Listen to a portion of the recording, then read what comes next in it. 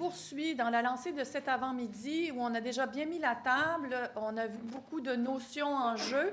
Et là, cet après-midi, on va entrer dans une séance où on va voir des cas bien concrets, comment finalement se mettre en relation ces notions qu'on a évoquées, ces grandes questions aussi, à travers des défis bien concrets, beaucoup des cas d'aménagement du territoire, si on veut, d'urbanisme, et qui sont probablement un des secteurs d'activité où se pose ce type de questions-là avec acuité depuis plusieurs années. Donc, la même formule qu'à l'habitude, 15 minutes de présentation. On retient nos questions jusqu'après la dernière présentation. On en a 3 pour le moment. Moi, je fais signe quand il reste 5 minutes et je pince quand il reste 1 minute. Donc, on va commencer avec M. Samuel Mathieu, qui est à l'Université du Québec à Montréal et qui va nous parler d'un objet, encore une fois, peu courant, je dirais, qu'on n'a pas vu souvent dans la littérature sur l'acceptabilité sociale, donc en lien avec les cultes, les lieux de culte patrimoniaux. Et effectivement, au Québec, on sait tout le défi qu'on a pour l'avenir de nos églises, effectivement. Donc, que faire? Alors, j'imagine que ces questions-là sont effectivement certainement importantes à se saisir. Merci beaucoup. Alors, à vous, M. Mathieu. Alors, bonjour à tous, bon après-midi. Donc, il me fait plaisir de participer et d'ouvrir la conférence de cet après-midi, en fait, les conférences de cet après-midi. J'aborderai donc l'apport de la participation citoyenne dans l'avenir des lieux de culte patrimoniaux à Montréal, principalement les églises catholiques considérées comme étant excédentaires par le diocèse de Montréal. Et bien sûr, un thème qui nous rapproche tous ici aujourd'hui, l'enjeu de l'acceptabilité sociale au travers de différents projets, en fait 3 projets principaux de requalification donc d'églises et de leurs sites. Donc la présentation d'aujourd'hui s'inscrit en fait dans mon projet de recherche doctorale, mais aussi dans le cadre de mes fonctions comme consultant. Donc c'est un ancrage à la fois théorique et pratique. Vous allez voir ce jonglement, si on veut, que j'opère assez souvent en fait dans mon quotidien à titre de chercheur et aussi comme consultant. Un bref survol de l'état de la situation, donc pour nos confrères et consoeurs qui viennent d'ailleurs, pour comprendre un peu l'état de la situation, donc quant à la situation de cette requalification qui se place devant nous. Donc l'Église, dans son territoire, est marquante, en fait. Donc plusieurs la décrivent comme étant un élément structurant, un repère visuel aussi que Chauet et Merlin ont décrit fortement, qui structure, donc de par la structure initiale paroissiale, l'ensemble de son quartier, et nous pouvons la voir de loin. Elle est considérée également comme un bien commun au travers de la littérature par Mme Morisset, qui l'a très bien décrite à ce sujet. Et nous avons un corpus assez grand qui a été déterminé par le Conseil du patrimoine religieux du Québec ces dernières années, qui démontre que les lieux de culte catholiques sont en grande majorité, en fait, sur l'ensemble du territoire de la province québécoise. Donc, nous allons nous retrouver devant une situation assez problématique quant à l'avenir de ces lieux de culte, puisque, comme plusieurs pays occidentaux, il y a une baisse de la pratique religieuse chez la grande famille des catholiques. Nous assistons donc à des éléments forts et marquants dans l'imaginaire québécois, des disparitions marquées par de nombreuses démolitions. Ici, une église qui a été, en fait, la façade d'une église qui a marqué le territoire de la ville de Québec et l'imaginaire des Québécois. Ici, une cathédrale, celle de Rimouski, qui est fermée depuis quelques mois déjà et qui laisse, si on veut, la population de Rimouski devant une situation un peu fatale. Également, tout ça nous rapproche et nous ramène à la mobilisation citoyenne derrière ces fermetures. Pourquoi s'interroger sur ces fermetures? Pourquoi s'interroger sur cette mobilisation?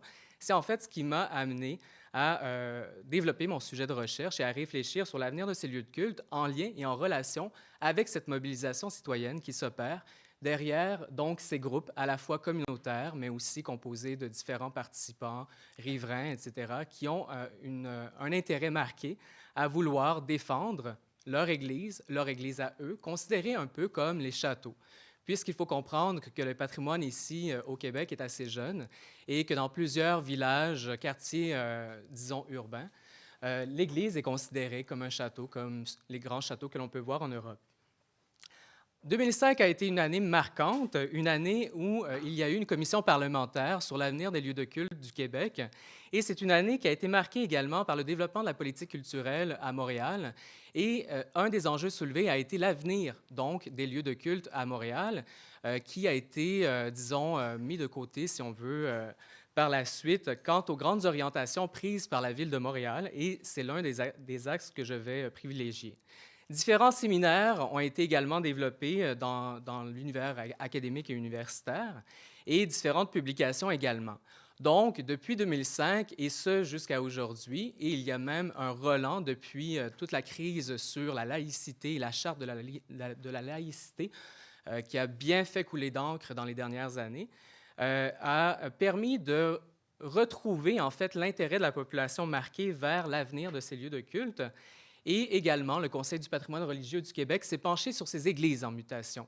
Donc, nous ne sommes plus dans une prospective de qu'est-ce qu'il va advenir de nos églises, qu'est-ce qui va advenir de l'ensemble de notre patrimoine religieux, mais nous pouvons commencer à étudier, en fait, les premiers cas de requalification.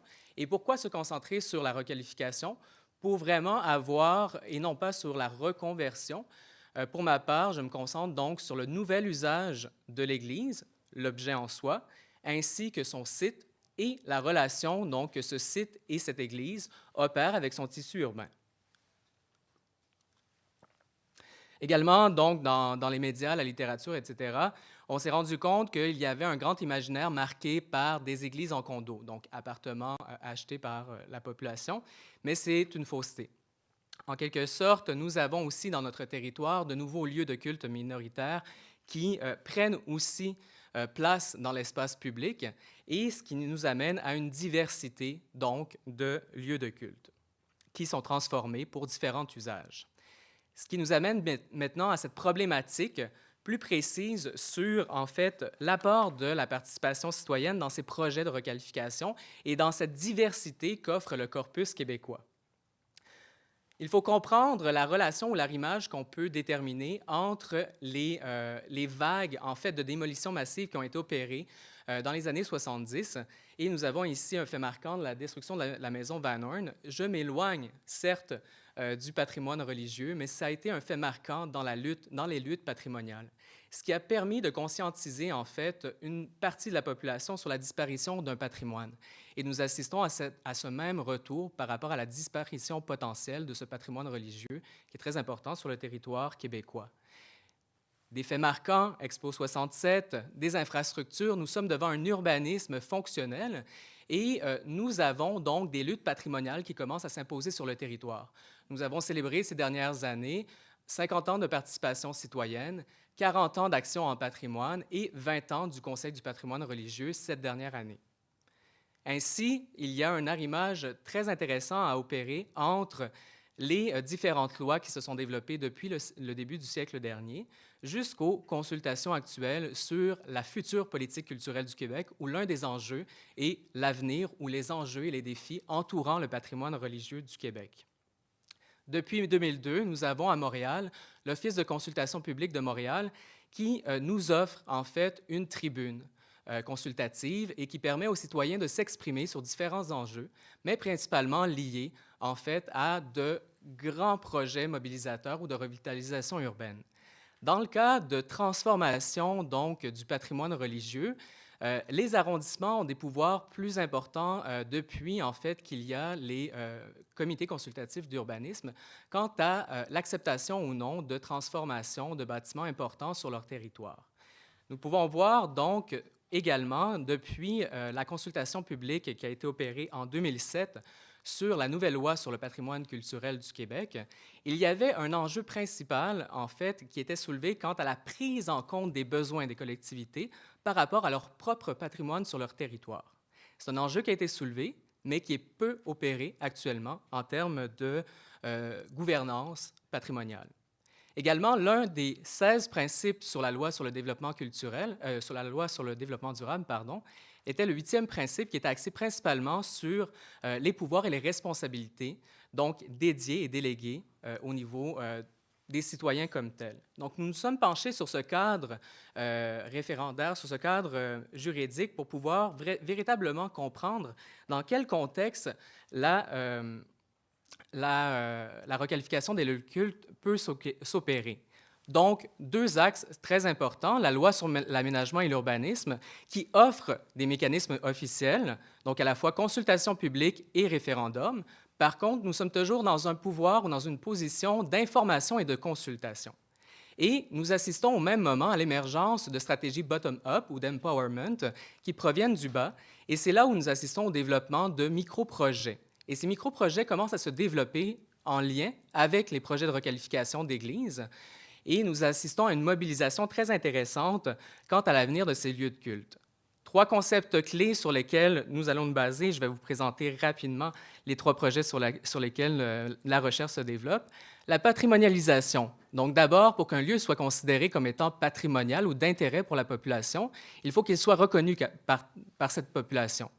Ensuite, pour ma part, je considère donc l'Église, oui, certes comme un bien commun, mais considéré, en prenant un concept qui provient du design urbain, comme un délaissé urbain, c'est-à-dire un lieu qui, en fait, a été exploité à une certaine époque, tout comme la friche industrielle maintenant, qui est considérée comme un résiduel dans l'espace urbain. Et donc, l'Église, qui au départ contribuait à la vie communautaire et contribuait de différentes façons dans son espace urbain, est aujourd'hui considérée comme un délaissé urbain lorsqu'elle est considérée excédentaire. Et les acteurs sociaux, nous en avons parlé ce matin.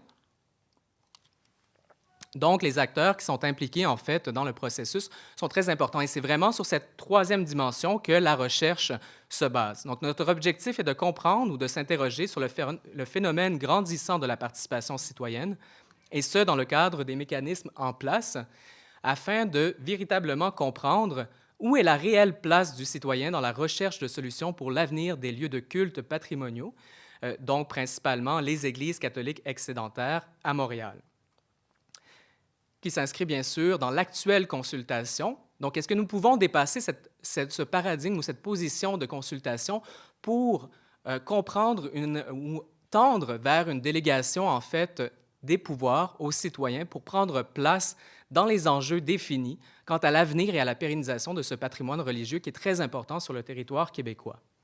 Les trois cas d'étude pour la recherche sont trois églises qui ont proposé, en fait, trois églises qui ont été l'intérêt de trois projets. Trois églises d'époques différentes, de volumes différents. Il faut comprendre que dans le contexte québécois, les églises sont des églises monumentales. Donc, des églises vraiment de volume très important, que ce soit des églises de quartier ou des églises très importantes. Elles sont de volume important, souvent situées sur les artères commerciales. Et également trois temporalités, donc trois époques, trois projets très différents, situés dans trois arrondissements également différents pour voir s'il y a une triangulation possible, puisqu'il y a des dynamiques communautaires qui sont effectivement très différentes et le positionnement, du moins la localisation de ces trois arrondissements, situés à la fois dans des quartiers centraux, péricentraux, développement également, donc axés sur des développements de faubourgs et d'autres sur le développement des premiers cercles de banlieue. Le premier projet, l'église Notre-Dame du Perpétuel, située dans l'arrondissement du Sud-Ouest, propose un projet de transformation d'église en fait en théâtre. C'est une entreprise d'économie sociale qui propose en fait des services aux jeunes pour leur offrir une réinsertion par le biais des métiers axés sur les métiers de la scène.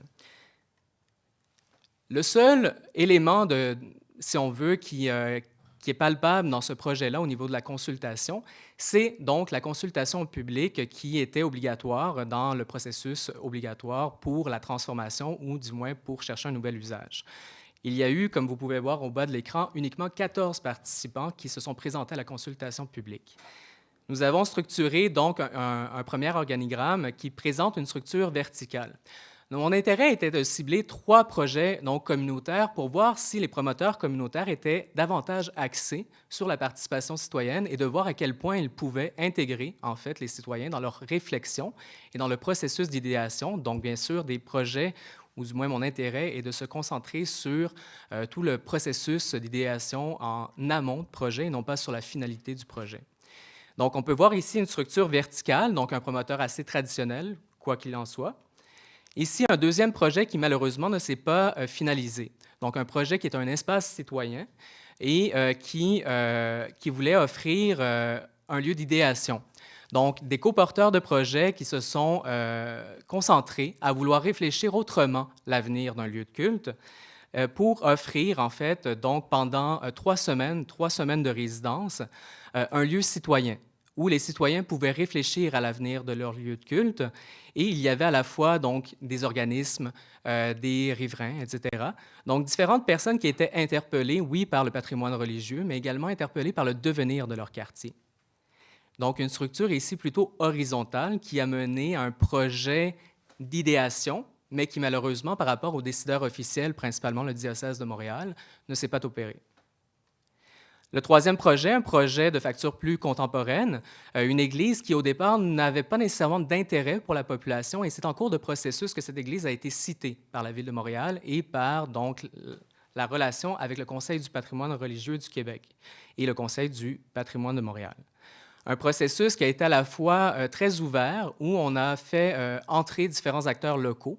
Et le promoteur communautaire principal était un grand leader de sa communauté, ce qui a permis aussi d'avoir un étroit contact avec les élus et ce qui a permis de développer ce projet qui est donc une église transformée en crèche ou CPE et donc une nouvelle construction à l'arrière qui offre des logements pour personnes âgées.